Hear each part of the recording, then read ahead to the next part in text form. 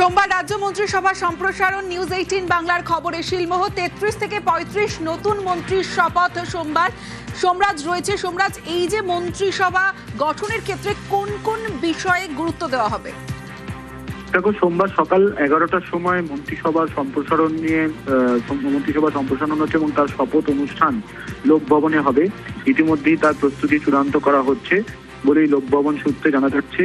এবং যেটা লোকভবন সূত্রে জানা যাচ্ছে যে সোমবার প্রায় 32 থেকে 35 জন মন্ত্রী শপথ নিতে পারেন, যার মধ্যে পূর্ণমন্ত্রী থাকবেন এবং প্রতিমন্ত্রীও থাকবেন, স্বাধীন দায়িত্বপ্রাপ্ত মন্ত্রীও থাকবেন।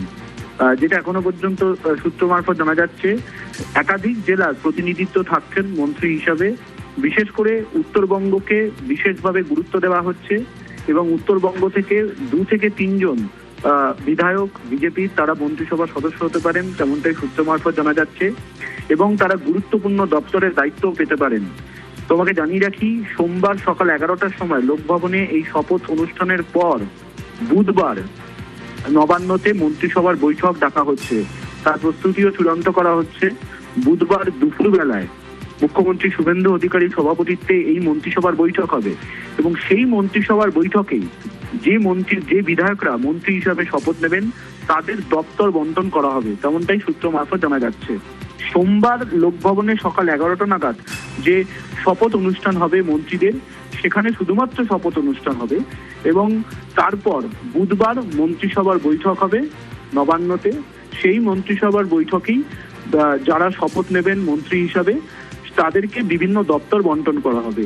কিন্তু সূত্র মারফত যেটা জানা যাচ্ছে, সোমবার সকাল 11টার সময় 32 থেকে 35 জন বিধায়ক তারা মন্ত্রী হিসাবে শপথ নিতে চলেছেন। আগামীকালকের পর থেকে লোকভবন থেকে যারা যারা মন্ত্রী হিসাবে শপথ নেবেন তাদেরকে ফোন করে জানানো হবে সোমবার সকাল 11টার সময় লোকভবনে উপস্থিত হওয়ার জন্য।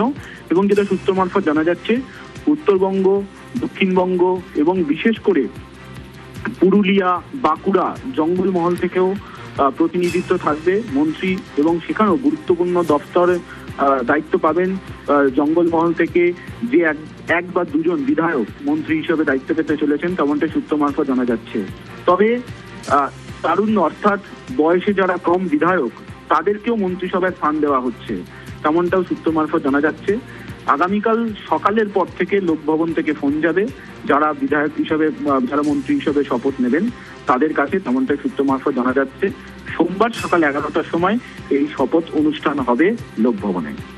বেশ। সোমবার রাজ্য মন্ত্রিসভা সম্প্রসারণ নিউজ 18 বাংলার খবরে শিলমোহর 33 থেকে 35 জন নতুন মন্ত্রীর শপথ সোমবার সকাল 11টা নাগাদ। সম্প্রসারিত মন্ত্রিসভায় সব জেলার প্রতিনিধিত্ব। শুভেন্দুর মন্ত্রিসভায় থাকবেন বেশ কয়েকজন মহিলাও। অভিজ্ঞ এক চিকিৎসক হতে পারেন রাজ্যের নতুন স্বাস্থ্যমন্ত্রী। শিক্ষার ভার ডক্টরেট বিধায়কের হাতে। স্বরাষ্ট্র ও অর্থ দফতর আপাতত মুখ্যমন্ত্রী শুভেন্দু অধিকারীর হাতে থাকারই সম্ভাবনা রয়েছে।